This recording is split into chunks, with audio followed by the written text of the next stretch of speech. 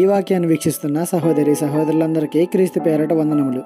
ఈరోజు వాక్యం ద్వారా దేవుడు మనతో చెప్తున్న మాట, ప్రార్థన ఆలకించువాడా, సర్వశరీరులు నీ యొద్దకు వచ్చెదరు.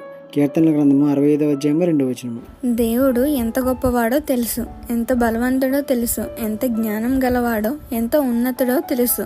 ఈ వాక్యం ద్వారా దేవుడు ప్రార్థనను ఆలకించేవాడని మనకి తెలుస్తుంది. అవును, మన దేవుడు మన ప్రార్థనను ఆలకించేవాడు.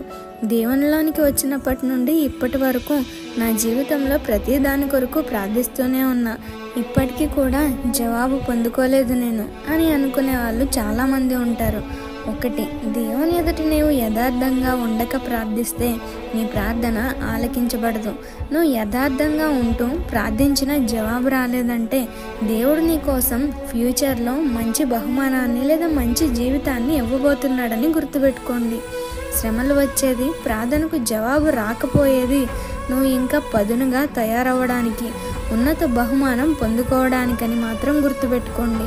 మన దేవుడు యథార్థవంతుల ప్రార్థన తప్పక ఆలకించి తగిన సమయంలో జవాబు ఇచ్చేవాడు. ఈ చిన్న సువార్త పరిచర్యలో మీ సహోదరులు. God bless you. ఆమేన్.